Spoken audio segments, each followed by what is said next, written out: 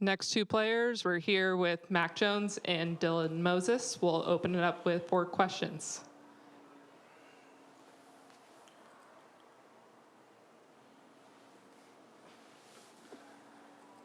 All right, Dennis Dodd, open it up.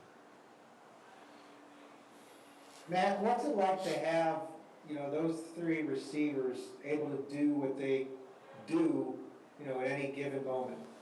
Yeah, I mean, those guys just get open and make plays, and the offensive line blocks real well. So when you can do double moves and passes down the field, it's really the offensive line that starts it all. And, just throwing it up to those guys, if it's one-on-one, they'll make the play. James Ogletree, you're up. Yeah, to Dylan. I asked DeMarco this question as well, but I wanted to get your take on Malachi and the interception that he had at the goal line down there. Just how much momentum and how much of a spark does that give you guys, and what kind of energy does he bring as a young player playing so well early in his career? As far as Malachi's interception, it was definitely a big momentum switch, and I feel like that gave a lot of energy to both the offense and defense. And like I said, throughout the game, we just wanted to, continue to press it on the pedal, not giving up and keep pushing. Kirk, go ahead.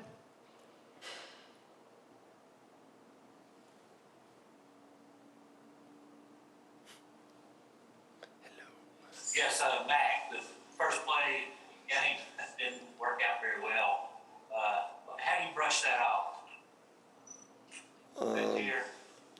I mean, yeah, we always go over our openers, and it was a great play. I'm not really sure exactly what happened, but Smitty was wide open. I should have really just got it out to him after they brought a corner blitz. So that's on me, just getting the ball out there early on a double move to those guys. AP Stedham, over to you. I have a question for Mac and Dylan. Mac, what was your goal coming into this game when you watched their secondary? And Dylan, what was the difference for the team in the second half that you had to shut out? You want to go first? Sure. I mean, the goal was just to win the game. Like, you can look at their defense, and we said this all week. They have good players in the secondary. They have good linebackers. They have good defense linemen, but so do we. So the goal was to score more points than they did, and I think we did that. I know that sounds cliche, but you just execute and do your job, and good things will happen. As far as for us, it was just, not getting complacent, playing 60 minutes. We knew that, they're a great team. Georgia's not a pushover team. They were the number 3 team in the nation for a reason. But it's just as far as for us, like, we just wanted to play 60 minutes and, do what we can. Tony Sakalas, you're up. Matt, you're the first Alabama player to pass for 400 yards in 3 straight games. First of all, what do you feel about that accomplishment? And is this success what you envisioned, or is it even more? Yeah, I mean, I'm just glad we won the game. Like, if we just keep winning, everyone will get stats or whatever you guys like.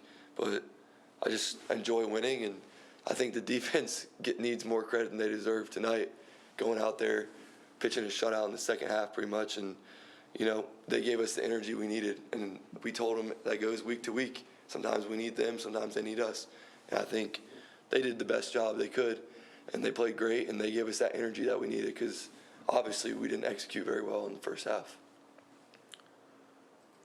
Mike Rodak, over to you.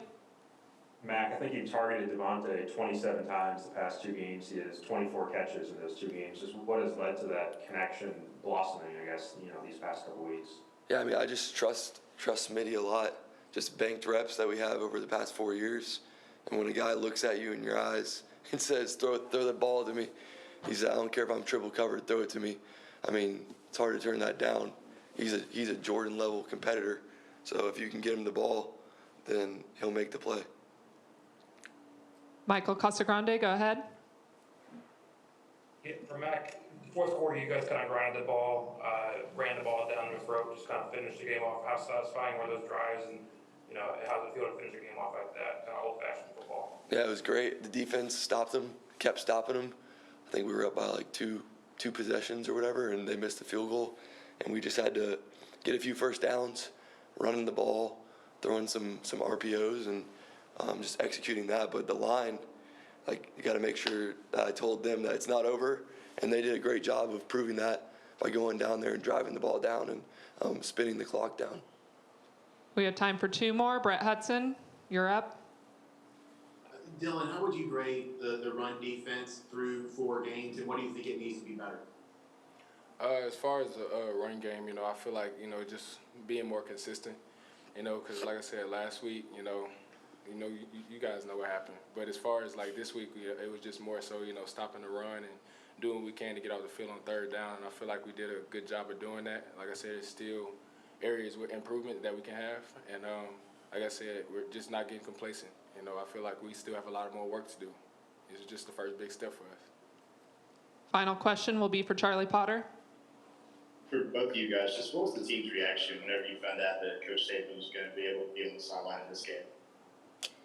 I mean, I'll start and Dylan can follow, but I mean, it was pretty crazy. Like, we were just in our little quarterback meeting, and he just showed up, and like, you look over and Coach Saban's walking in. So, I mean, from that perspective, we're fired up. But at the end of the day, he told us that we were ready and that we got to go make plays. So either way, obviously having him on the sidelines was great and brought some good energy too. Well, as far as for me and the defense, like, we were definitely confident whenever we walked. When we saw him walk into our little meeting that we have usually before we do our walkthroughs, the energy definitely went up, and our confidence level just went through the roof. Thank you, Mac and Dylan. Appreciate it. That wraps up tonight's